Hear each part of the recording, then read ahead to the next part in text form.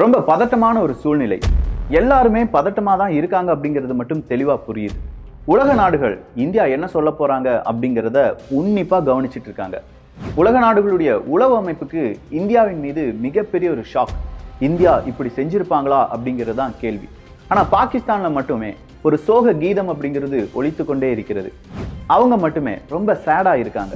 இங்க எல்லாரும் பதட்டமா இருக்கும்போது பாகிஸ்தான் மட்டும் ரொம்ப சோகமா இருப்பதற்கான காரணம், அடி வாங்கினது பாகிஸ்தான் தானே. அடி வாங்கினது பாகிஸ்தானா இருந்தா அடித்தது யாரா இருக்கும்? இந்தியாவா இருக்கும்.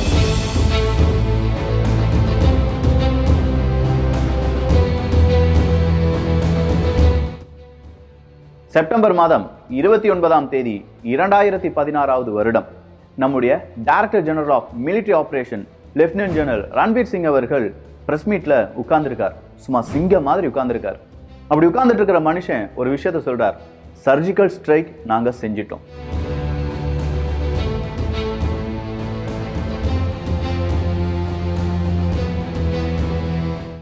பாகிஸ்தானுக்கு உள்ள வந்து நாங்க 7 பாகிஸ்தானுடைய லான்ச் பேட அழிச்சிட்டோம். டெரரிஸ்ட் கிட்டத்தட்ட ஒரு 40-50 பேரை நாங்க கொன்றிருப்போம். இதற்கு காரணம் யார் அப்படிங்கிறத கேட்காதீங்க, அது உங்களுக்கே தெரியும், பாகிஸ்தான் தான். இது ஒரு யுத்தமா அப்படின்னு கேட்டா, யுத்தத்தை நிறுத்துவதற்கான ஃபர்ஸ்ட் ஆபரேஷன் இந்த சர்ஜிக்கல் ஸ்ட்ரைக் அப்படிங்கிறத உலகம் புரிந்து கொள்ள வேண்டும். இது தொடருமா அப்படிங்கிற கேள்விக்கு அது பாகிஸ்தான் கையில தான் இருக்கு. இதுக்கு எதிராக ஏதாவது செஞ்சாங்கன்னா இதே மாதிரியான சர்ஜிக்கல் ஸ்ட்ரைக் பாகிஸ்தானிலும் மறுபடியும் செய்யப்படும் அப்படிங்கிற ஒரு அறிவிப்பை ரன்பீர் சிங் அவர்கள் கொடுக்கிறாங்க. உலகம் நடுநடுங்குது. இந்தியா சர்ஜிக்கல் ஸ்ட்ரைக் பண்ணுனாங்களா? இந்தியா சர்ஜிக்கல் ஸ்ட்ரைக் பண்றதுக்கு காரணம் என்னவா இருந்தது? இந்தியாவினுடைய சர்ஜிக்கல் ஸ்ட்ரைக் எப்படிப்பட்டதா இருந்தது? அதுல இருந்த ரிஸ்க் என்ன?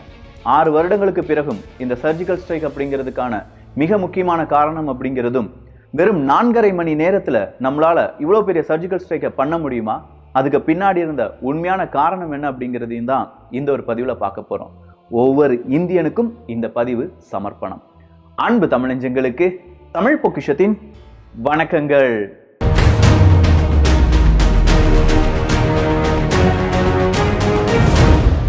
செப்டம்பர் மாதம் 18ஆம் தேதி 4 லட்சதீப் தொய்பாவை சார்ந்த மிக முக்கியமான ரொம்ப பெரிய அளவு ட்ரைனிங் கிடைக்கப்பட்ட தீவிரவாதிகள். இந்த 4 தீவிரவாதிகள் ராணுவ உடையிலேயே உரி அப்படிங்கிற ஒரு இடத்துல நம்முடைய ராணுவ கேம்ப் அப்படிங்கிறது இருக்கு. சொல்ல போனா பீகாரினுடைய 6வது ரெஜிமெண்டை சார்ந்த ராணுவ வீரர்கள் அங்கே இளைப்பாரி கொண்டிருக்காங்க. அவங்க வந்து எல்லையை பாதுகாக்க வேண்டும் அப்படிங்கிற படைப்பிரிவில் சேர்க்கப்பட்டு அந்த முந்தைய தினம் தான் அங்க வந்து சேர்க்கப்பட்டிருக்காங்க. ஸோ எல்லாருமே அந்த களைப்புல இருக்காங்க. அந்த களைப்புல இருக்காங்க அப்படிங்கிறதை தெரிந்து கொண்ட தீவிரவாதிகள் 4 நபர்களும் என்ன செய்யறாங்கன்னா, தூங்கிட்டு இருந்த நம்முடைய ராணுவ வீரர்கள் மீது துப்பாக்கி சூடு நடத்துறாங்க. நம்ம ராணுவ வீரர்கள் தூங்கி கொண்டு இருப்பது பெரிய மாளிகையிலாம் கிடையாது, டென்ட்ல. அந்த டென்ட் அப்படிங்கிறது சீக்கிரமா தீப்பற்றி எரியக்கூடிய டென்ட். ஸோ தூக்கத்துல இருக்காங்க, டெரரிஸ்ட் அட்டாக் பண்றாங்க. விழித்துக் கொள்வதற்கு முன்னாடியே டென்ட் எல்லாமே தீப்பிடிச்சு எரியுது. நடக்க முடியாமலும் துப்பாக்கியிலிருந்து வெளிவந்த குண்டுகளாலும் எரியப்பட்ட கிரெனேடுகளாலும் நம்முடைய ராணுவ வீரர்கள் 19 நபர்கள் அவங்களுடைய உயிரை தியாகம் செய்கிறார்கள். ஸோ வீர மரணம் அடைகிறாங்க நம்முடைய 19 ராணுவ வீரர்கள். நாடே கொந்தளிக்குது. அந்த 4 டெரரிஸ்டையும் நம்ம கொன்னுட்டோம், ஆனா நம்முடைய இழப்பு பேரிழப்பு. எல்லாருமே கொந்தளிக்கக்கூடிய ஒரே ஒரு வார்த்தை, பாகிஸ்தான் தான் இதை செஞ்சிருக்காங்க, பாகிஸ்தான் மீது போர் தொடுக்க வேண்டும். எதை பத்தியும் யோசிக்க கூடாது, நீங்க உடனடியா போர் தொடுக்க வேண்டும் அப்படின்னு சொல்றாங்க. பிரதமர் நரேந்திர மோடி அவர்களுக்கும் நம்முடைய national security adviser Ajit Doval அவர்களுக்கும் ரொம்ப பெரிய அளவு பிரச்சனை ஸ்டார்ட் ஆயிடுச்சுன்னு மட்டும் தெரிஞ்சிருச்சு. அன்றைய பாதுகாப்பு அமைச்சராக இருந்த மனோகர் பரிக்கர் அவர்களுக்கும் இது மிகப்பெரிய இழப்பு அப்படிங்கிறது தெரிஞ்சிருச்சு. ஆனா நம்முடைய ராணுவ வீரர்களுக்கு சோகம் ஒரு புறம் இருந்தாலும் அவங்களுடைய அடுத்த கட்டம் என்ன அப்படிங்கிறத யோசிக்க ஆரம்பிச்சிருக்காங்க. அடுத்தது என்ன அப்படின்னு சிந்திக்கிறவன் வாழ்க்கையில வெற்றி பெறுவான், அடுத்தவனை அழிக்க வேண்டும் அப்படின்னு சிந்திக்கிறவன் கண்டிப்பா வாழ்க்கையில வெற்றி பெற மாட்டான். ஸோ நம்முடைய அடுத்த நிகழ்வு என்ன அப்படிங்கிறதா நம்முடைய ராணுவ வீரர்கள் எதிர்பார்த்தது. அதுக்கு தகுந்தது போல நம்மகிட்ட கொஞ்சம் டேட்டா அப்படிங்கிறது இருந்தது. இந்த டேட்டா பாகிஸ்தான்ல இருக்கக்கூடிய எல்லை பகுதி இருக்கு பாத்தீங்களா, பாகிஸ்தான் இந்தியா பார்டர்ல இருக்கக்கூடிய இந்த எல்லை பகுதியில எந்தெந்த இடத்துல தீவிரவாதிகள் வர்றதுக்கு தயாரா இருக்காங்க அப்படிங்கிற டேட்டா தான். ஸோ பிரதமர் நரேந்திர மோடி அவர்கள், அஜித் தோவால் அவர்கள், மனோகர் பரிக்கர் அவர்கள் இவங்க எல்லாருமே சேர்ந்து உயர்மட்ட ராணுவ ஜெனரல் கூட எல்லாருமே டிஸ்கஷன்ல ஈடுபடுறாங்க. கரெக்டா 10வது தினம் இங்க 18ஆம் தேதி செப்டம்பர் 18ல தாக்குதல் நடந்திருக்கு. செப்டம்பர் 28ல நம்முடைய ராணுவத்துக்கு ஒரு சிக்னல் கிடைக்குது, இறங்கி அடிச்சுக்கோங்க. எதை பத்தி யோசிக்காங்க, யாரை பத்தி யோசிக்காங்க, வர்ற இடத்துல வச்சு பார்த்துக்கலாம். அந்த 100 நபர்கள் 100 ராணுவ வீரர்கள் தயாரா இருக்காங்களா அப்படிங்கிற அந்த சிக்னல் தான். ஸோ 100 ராணுவ வீரர்கள் ஸ்பெஷல் மிலிட்ரி ஆப்ரேஷன் அப்படிங்கிறது நடக்க போகுது ஸ்பெஷல் மிலிட்ரி ராணுவத்துடன். இந்த ஸ்பெஷல் மிலிட்ரி ராணுவம் அப்படின்னு சொல்லும்போது இதுக்கு இந்தியா தயாரா இருந்ததா, வெறும் 10 தினங்களில் இந்தியாவால எப்படி திருப்பி அடிக்க முடிஞ்சது அப்படின்னு கேட்கக்கூடிய நபர்களும் இருக்காங்க. நம்ம இந்திய ராணுவம் இதை செஞ்சிருக்க மாட்டாங்க அப்படின்னு சொல்லி வாதாடக்கூடிய நபர்கள் கூட அவர்கள் இந்தியர்கள் அப்படிங்கிற பெயரில் இங்கே ஒளிந்து கொண்டிருக்கிறார்கள். அவங்களுக்கான ஒரே ஒரு பதில் என்னன்னா, 2015 மணிப்பூர் மற்றும் மியான்மர் எல்லையில நம்ம ராணுவம் என்ன செய்யறாங்கன்னா, நம்ம ராணுவ வீரர்களை சில தீவிரவாதிகள் கொன்று விட்டார்கள் அப்படின்னு சொன்னதுனால மியான்மருக்குள்ளே போய் நம்முடைய சர்ஜிக்கல் ஸ்ட்ரைக்கை பண்றோம்.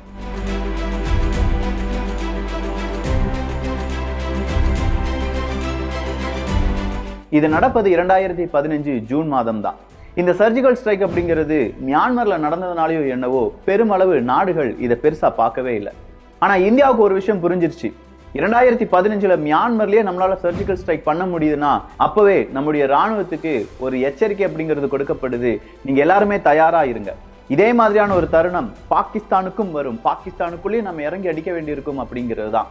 ஸோ 2015 மிட் ஜூன்ல இந்த மியான்மர் தாக்குதல் நடைபெற்ற பிறகு நம்ம ராணுவம் என்ன செய்யறாங்கன்னா, பாகிஸ்தானும் இதே மாதிரி அவங்க என்ன செய்ய வாய்ப்புகள் இருக்கு, நம்ம எல்லையில அடிப்பதற்கான வாய்ப்புகள் இருக்கு. ஸோ உளவு செய்திகளை சேகரித்துக் கொள்ளுங்கள், அதற்கான படையை தீர்மானித்துக் கொள்ளுங்கள் அப்படின்னு சொல்லி எக்ஸாக்ட் 15 மாசத்துக்கு முன்னாடியே நம்ம என்ன செய்ய ஆரம்பிக்கிறோம்.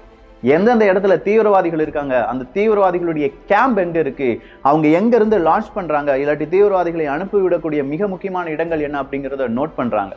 இதுக்காக 100க்கும் அதிகமான நபர்கள் வெவ்வேறு படையில் வெவ்வேறு இடங்களில் என்ன செய்யப்படுகிறார்கள், அங்கங்க அவங்களுக்கு வேலை அமர்த்தப்படுகிறார்கள். அதை நம்முடைய ராணுவ வீரர்கள் கணக்கச்சிதமா செய்யறதுனாலதான் இந்த 28ஆம் தேதி பிளானிங்க்கு 100 ஸ்பெஷலான ராணுவ வீரர்கள் வரவழைக்கப்படுறாங்க. இந்த 100 ஸ்பெஷலான ராணுவ வீரர்களுக்கும் சியூட் அப்படிங்கிறது எல்லாமே நார்மலான சியூட் இல்லாம, நமக்கு தெரியும்ல இந்த ராணுவ உடை மாதிரி இருக்கக்கூடிய ராணுவ உடை, காட்டுக்குள்ள போனா யாரு காடு எது மனிதன் எது அப்படிங்கிற தெரியாத மாதிரியான உடை எல்லாமே கொடுக்கப்படுது. அவங்களுடைய வெப்பன் எல்லாமே கருப்பு நிறத்துல தான் இருக்கு. என்னென்ன வெப்பன் அவங்க யூஸ் பண்ணாங்க அப்படின்னு கேட்டீங்கன்னா, AK-47 இருந்துச்சு, கெஸ்ட் ஆஃப் ராக்கெட் லான்ச்சர்ஸ் இருந்துச்சு, தெர்மோமெட்ரிக் ராக்கெட்ஸ் இருந்துச்சு, அண்டர் பேரல் கிரெனேட் இருந்துச்சு, அதே மாதிரி மில்கோர் அப்படிங்கிற மல்டிபிள் கிரெனேடு லான்ச்சர் இருந்துச்சு. இந்த மல்டிபிள் கிரெனேடு லான்ச்சர் அப்படின்னு சொல்லும்போது கிட்டத்தட்ட 6 கிரெனேடுகளை 40 mm கிரெனேட்ஸ் அப்படிங்கிறத ஒரே ஒரு ட்ரிகர்ல நம்மளால என்ன செய்ய முடியும், போட முடியும்.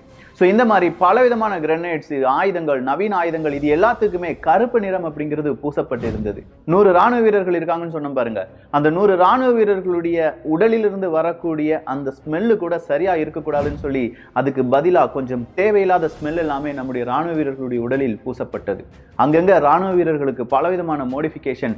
5 குரூப்பா இந்த 100 ராணுவ வீரர்கள் கிளம்புக போகிறார்கள். விமானத்திலிருந்து நம்முடைய 100 ராணுவ வீரர்கள் பாகிஸ்தானுடைய எல்லையில் குதிக்கிறாங்க. அப்படி குதிச்சது மட்டும் கிடையாது, அந்த எல்லையிலிருந்து கிட்டத்தட்ட 2 to 5 கிலோமீட்டர் உள்ள போகணும். இப்படி உள்ள போறதுக்கான டைம் கொடுக்கப்பட்டிருப்பது வெறும் 4.5 மணி நேரம் தான். 12:30 இந்த ஆபரேஷன் ஸ்டார்ட் ஆகும், 4:30 நீங்க எல்லாருமே திரும்பி வரணும், 6 மணிக்கு நீங்க ரிப்போர்ட் பண்ணணும். 6 மணிக்கு நம்ம என்ன செய்ய வேண்டியதா இருக்கும், நம்முடைய பிரைம் மினிஸ்டர் நரேந்திர மோடி அவர்களிடம், அதே மாதிரி நம்முடைய மினிஸ்டர், அப்போ டிஃபென்ஸ் மினிஸ்டர் இந்த மனோகர் பரிக்கர் அவர்கள்லாம் இதை லைவா பார்த்துட்டு இருப்பாங்க. அவங்க என்ன சொல்றாங்களோ அதன்படி கேட்க வேண்டும். ஆபரேஷன் எக்ஸ் அப்படிங்கிறத செய்ய ஸ்டார்ட் பண்ணிட்டாங்க. கிரீன் சிக்னல் கிடைச்சிருச்சு, என்ன வேணாலும் எடுத்துக்கலாம் முடிவு அப்படிங்கிறது ராணுவத்துக்கு கொடுக்கப்பட்டு விட்டது.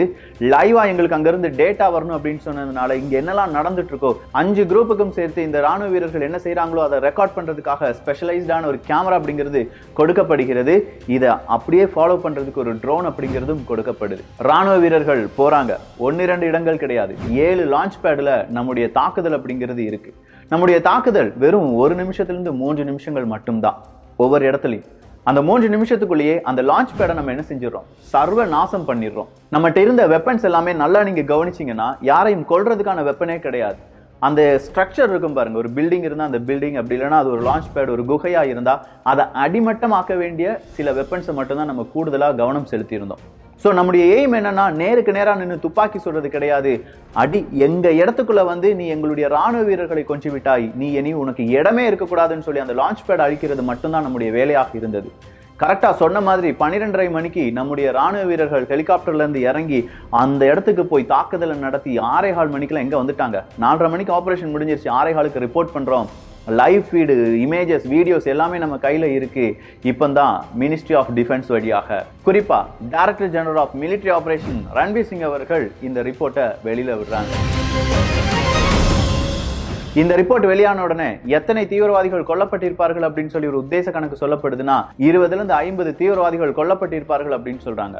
ஆனா 50க்கும் அதிகமான தீவிரவாதிகள் அந்த இடத்துல கொல்லப்பட்டார்கள் அப்படின்னும் 2க்கும் அதிகமான பாகிஸ்தானுடைய ராணுவ வீரர்களும் இந்த ஒரு தாக்குதல்ல கொல்லப்பட்டார்கள் அப்படிங்கிறதும் இங்கே பெரும் ஒரு பரபரப்பை ஏற்படுத்தியது. பாகிஸ்தான் மறுக்கிறாங்க அப்படி ஒண்ணு நடக்கவே இல்லையே. ஆனா அமெரிக்கால இருந்து பல உலக நாடுகளுக்கு இந்த செய்தி போயிடுச்சு. இவங்க செஞ்ச சர்ஜிக்கல் ஸ்ட்ரைக் உண்மைதான், பாகிஸ்தான் சொல்வதுதான் போய். இந்த சர்ஜிக்கல் ஸ்ட்ரைக் சாதாரணமானதா கிடையாது. இதுல ரொம்ப துல்லியமான தாக்குதலை இந்திய ராணுவம் நடத்தி இருக்கிறது. சொல்லப்போனா இந்தியாவுக்கு பிற நாட்டுக்குள்ள வந்து அடிக்கிற திறமை ரொம்ப கூடுதலா இருக்கு அப்படிங்கிறது தான். 2015 ஜூன்ல மியான்மருக்குள்ள இறங்கி அடிச்ச ராணுவத்தை சார்ந்த பல தலைவர்களும் பல ராணுவ வீரர்களும் இந்த ஆபரேஷனையும் உட்படுத்தப்பட்டிருந்தார்கள். நிறைய பேர் 100க்கும் அதிகமான நபர்கள் வெவ்வேறு இடங்களில் பணியமர்த்தப்பட்டார்கள் அப்படின்னு சொன்னோம் பாத்தீங்களா. அவங்களை ஒன்றிணைக்க வேண்டிய ஒரு கட்டாயம் எப்போது ஏற்பட்டது அப்படின்னு கேட்டீங்கன்னா நம்ம சர்ஜிக்கல் ஸ்ட்ரைக் செய்ய போறோம் அப்படிங்கிற அந்த தருணத்துல தான். இதே மாதிரி இப்போதும் நம்முடைய ராணுவ வீரர்கள் அடுத்த சர்ஜிக்கல் ஸ்ட்ரைக்குக்காக இல்ல வேறொரு நாட்டுக்குள்ள போய் எதிரி படைகள் எங்கெங்க இருக்கு, என்னென்ன செஞ்சுட்டு இருக்காங்க, அவங்களை எப்படி தாக்க வேண்டும் அப்படிங்கிறதுல இன்னும் முனைப்புடன் செயல்பட்டு கொண்டு இருக்காங்க. ஆனா அந்த காலத்துல, அதாவது 2016ல இந்தியாவுக்கு இருந்த பிரஷர் என்ன தெரியுமா? நம்ம ராணுவ வீரர்கள் யாரும் அங்க சிக்கிடக்கூடாது, முதல் விஷயம்.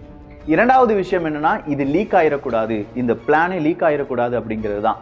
மூன்றாவதாக டெரரிஸ்ட் அப்படிங்கிறவங்களுக்கு தெரியும். ஏன்னா உரி தாக்குதல் நடந்து 10 தினங்கள் தான் ஆயிருக்கு. பாகிஸ்தான் ஒரு ஹை அலர்ட் கொடுத்து வச்சிருக்காங்க. பாகிஸ்தானுக்குள்ளேயோ இல்லாட்டி பாகிஸ்தானுடைய எல்லை ஓரமா இருக்கக்கூடிய தீவிரவாதிகள் உங்களுக்கு எதிராக இந்தியா என்ன செய்யலாம், தாக்குதல் நடத்தலாம். நீங்க என்ன செஞ்சிருங்க, உங்களுடைய கேம்பை பாகிஸ்தானுக்குள்ள கொண்டு வந்துருங்க, எல்லையில வைக்காதீங்க அப்படிங்கிற ஹை அலர்ட் அப்படிங்கிறது கொடுக்கப்பட்டிருக்கிறது. பாகிஸ்தான்ல இருக்கக்கூடிய பல தீவிரவாத தலைவர்களுக்கு பாகிஸ்தான் ராணுவமே என்ன செஞ்சிட்டு இருக்காங்க, பெருமளவு பாதுகாப்பு கொடுத்துட்டு இருக்காங்க. ஸோ ஹை அலர்ட்டா இருந்த ஒரு நாட்டுக்குள்ள நம்ம ராணுவ வீரர்கள் ரொம்ப சுலபமா உள்ள போய் தாக்குதலை நடத்தி அப்படியே வெளியில வந்து இவ்வளவு தூரமா நாங்க செய்ய முடியும் அப்படின்னு சொல்லி காண்பித்த தினம் தான் இந்த செப்டம்பர் 29, 2016. அதாவது நாளைய தினம். 6 ஆண்டுகள். இந்த 6 ஆண்டுகள்ல இந்தியா செஞ்ச இந்த சர்ஜிக்கல் ஸ்ட்ரைக்கை இன்னும் மறக்காம துடிச்சிட்டு இருக்காங்க பாகிஸ்தான். சொல்ல போனா அஜித் தோவால் அவர்கள் இந்த ஒரு பக்கா பிளானிங்க்கு ரொம்ப பெரிய முக்கியத்துவம் கொடுத்தார் அப்படின்னு சொல்லலாம். ஏன்னா இது மிக முக்கியமான ஒரு தேவை. பாகிஸ்தானை இப்படித்தான் அடிக்கணும் அப்படின்னு சொல்லி அஜித் தோவால் அவர்களுக்கு தெரியும். அஜித் தோவால் அவர்களுக்கு மட்டும் கிடையாது, அங்கிருந்த பல ராணுவ வீரர்களும் இந்த ஒரு விஷயத்தை தான் முன்மொழிந்திருக்கிறார்கள். சொல்ல போனா இந்த சர்ஜிக்கல் ஸ்ட்ரைக் பண்ணணுமா இல்லாட்டி ஏதாவது ஒரு தாக்குதல் நடத்தினா போதுமா அப்படின்னு சொல்லி ஒரு மீட்டிங் அப்படிங்கிறது நடந்திருக்கு. அந்த மீட்டிங்ல எல்லாருமே சொன்ன ஒரே ஒரு விஷயம், நம்ம அடுத்த தாக்குதல் சின்னதா செஞ்சா கூட பாகிஸ்தானுக்கு இது சுலபமா மாறிடும், ஸோ பெரிய அடியா அடிக்கணும், அந்த அடி அவங்களால வாழ்க்கையில மறக்கக்கூடாது அப்படின்னு சொன்னதுனால தான் இது ஒரு சர்ஜிக்கல் ஸ்ட்ரைக்கா இந்திய ராணுவம் செய்திருந்தது. ஸோ ஒரு பிரஷர் நம்முடைய இந்திய ராணுவத்தின் மீது செப்டம்பர் 18ஆம் தேதி கொடுக்கப்படுது. இந்திய ராணுவம் ரொம்ப வீக் ஆயிட்டாங்க, இந்திய ராணுவத்தால் எதுவும் செய்ய முடியாது, 4 தீவிரவாதிகள் 19 இந்திய ராணுவ வீரர்களை கொன்று விட்டார்கள் அப்படின்னு சொல்ற இந்த செய்தியை வெளியிட்ட பாகிஸ்தான் ஊடகம் செப்டம்பர் 29ஆம் தேதி கப் சிப்னி ஊமை ஆயிட்டாங்க. அதுக்கான காரணம் இந்தியா அடிச்ச அடின்னு சொல்லலாம். ஸோ அமெரிக்கா சொல்றாங்க, இந்தியா நீ இந்த சர்ஜிக்கல் ஸ்ட்ரைக் பண்ணிட்டீங்கன்னா கடுமையான எச்சரிக்கை நாங்கள் கொடுக்க வேண்டியதா இருக்கும் அப்படின்னு சொல்றாங்க. ஆனா இந்தியா சொல்றாங்க, நீங்க செஞ்சதை விட நாங்க செஞ்சது கொஞ்சம் சுலபம் தான், இங்க தீவிரவாதிகள் இருந்தாங்க அப்படின்னு சொல்ற அனைத்து ப்ரூஃபையும் என்ன கொடுக்குறாங்க, அமெரிக்கா போன்ற நாடுகளுக்கு கொடுக்குறாங்க. இல்லாட்டி கொஞ்சம் யோசிச்சு பாருங்களேன், நம்மள சாதாரணமா இந்த நாடுகள் விட்டுருமா? இந்தியா வளர்ந்தா பிடிக்காத நாடுகள் தாங்க நம்மளை சுத்தி இருக்காங்க. ஸோ டோட்டலா ப்ரூஃப் அப்படிங்கிறத நம்ம எடுத்து வச்சுக்கிட்டோம். ஏனோ தானோ நம்ம அடிச்சிட்டோம் அப்படின்னு சொல்ல முடியாது. இந்த இடத்துல இந்த கேம்ப் இருந்துச்சுப்பா, இந்த இடத்துல இந்த மாதிரி விஷயங்கள் இருந்தது அப்படிங்கிறது அப் டு டேட்டா நம்முடைய ராணுவ வீரர்கள் இல்ல நம்முடைய உளவு பிரிவு சரியா அதை செய்தார்கள் அப்படிங்கிறது தான் இங்கே குறிப்பிடத்தக்கது. 2022ல இந்த சர்ஜிக்கல் ஸ்ட்ரைக்கை பார்க்கும் போதும் கேட்கும் போதும் இப்படிப்பட்ட ஒரு ஆபரேஷன் எப்படி செஞ்சிருப்பாங்க அப்படிங்கிறத நம்மளால யோசிச்சு கூட பார்க்க முடியல. நைட் விஷன் டிவைசஸை போட்டுட்டு அந்த நைட் விஷன் டிவைஸ்ல கூட எந்த விதமான பிசிறு தட்டாம கரெக்டா 100 வீரர்கள் முக்கியமான 5, 6, 7 டார்கெட் அப்படிங்கிறத 5 படைகளாக பிரிந்து ஒவ்வொரு படைக்கும் இல்லாட்டி ஒவ்வொரு இலக்குக்கும் 2 முதல் 3 நிமிடங்கள் மட்டுமே வைத்து அந்த 3 நிமிடங்கள் ஒரே நேரத்துல, ஏன்னா ஒரு இடத்துல தாக்குதல் நடந்தா அலர்ட் ஆயிருவாங்க, கிட்டத்தட்ட ஒரு 2 கிலோமீட்டர் ரேடியஸ்குள்ள தான் இந்த 7 இடங்களும் இருக்கு. ஸோ ஒரே நேரத்துல தாக்குதல் நடக்க வேண்டும் அப்படின்னா அதை கோஆர்டினேட் பண்ணது. இதை லைவ் ஃபுட்டேஜா நம்ம பார்த்துட்டு இருந்திருக்காங்க. நம்முடைய பிரைம் மினிஸ்டருக்கு தூக்கமில்லை அப்படிங்கிறத பல நேரங்களிலும் சொல்லியிருக்கிறார். அதே மாதிரி அஜித் தோவால் அவர்களும் இந்த ஆபரேஷனுக்காக நாங்கள் கண் விழித்திருந்தோம் அப்படின்னு சொல்றாங்க. இந்திய மக்களுடைய அந்த ஒரு சக்திக்கு இது மேலும் பல மடங்கு சக்தியை கொடுத்தது அப்படின்னு சொல்லலாம். எங்க ராணுவம் நினைத்தால் என்ன வேணாலும் செய்வாங்கப்பா, அதுக்கு இதுதான் உதாரணம் அப்படின்னு சொல்ற அளவுக்கு இது ஒரு கெத்தான ஒரு வரலாறு தான். ஸோ இந்த ஆப்ரேஷன் அப்படிங்கிறதுக்கு இன்னும் பெயர் போடலை. உரி அட்டாக் அப்படிங்கிறதோ இல்லாட்டி இது ஒரு சர்ஜிக்கல் ஸ்ட்ரைக் அப்படிங்கிற பெயரில் மட்டுமே இன்றளவும் அறியப்படுகிறது. இதுல எந்தெந்த ராணுவ வீரர்கள் இருந்தாங்க அப்படிங்கிறதெல்லாம் இன்னைக்கும் சீக்ரெட்டாவே வச்சிருக்காங்க. அது அப்படி சீக்ரெட்டாவே இருக்கட்டும். அந்த ராணுவ வீரர்கள் இப்பவும் இருக்காங்க. ஸோ பாகிஸ்தானுக்கும் இல்ல இந்தியாவை அழிக்க வேண்டும் அப்படின்னு சொல்லி நினைக்கக்கூடிய இந்தியாவில் இருக்கக்கூடிய துரோகிகளுக்கும் இந்தியாவுக்கு எதிராக செயல்படக்கூடிய சக்திகளுக்கும் நாங்க சொல்றது என்னன்னா, இந்த சர்ஜிக்கல் ஸ்ட்ரைக் நம்ம ராணுவ வீரர்கள் வேண்டும் என்றால் வெளிநாடுகளில் போய் அடிச்சிருக்கலாம். ஆனா இப்ப இருக்கக்கூடிய எல்லா இளைஞர்களும் நாட்டுக்கு யார் நல்லது செய்யறாங்க, நாட்டுக்கு யார் தீமை செய்யறாங்க அப்படிங்கிறத தனித்தனியா பிரிக்க ஆரம்பிச்சிருக்காங்க. சொல்லப்போனா நல்ல ஒரு புரிதல் வர ஆரம்பிச்சிருக்கு. நீங்க எந்த அரசியல் வேணாலும் செஞ்சுக்கோங்க, ஆனா நாட்டுக்கு எதிரான ஒரு அரசியல் செஞ்சீங்கன்னா இப்ப இருக்கக்கூடிய இளைய சமுதாயம் சும்மா விடாது. உங்கள் மீதும் அவங்க என்ன செய்வாங்க, சர்ஜிக்கல் ஸ்ட்ரைக். அது ஓட்டா இருக்கலாம், இல்ல கருத்து கணிப்பா இருக்கலாம், இல்ல வேற ஏதாவது ரூபத்தில் ஒரு டெக்னாலஜி வைஸா என்ன வேணாலும் இருக்கலாம். ஆனா இளைய சமுதாயம் நாட்டுக்கு துரோகம் செய்யக்கூடிய நபர்களை மட்டும் விட்டு வைக்காது அப்படிங்கிறது தெளிவா புரியுது. நீங்க என்ன சொல்றீங்க அப்படிங்கிற உங்களுடைய கருத்துக்களும் இங்கே வரவேற்கப்படுகின்றன.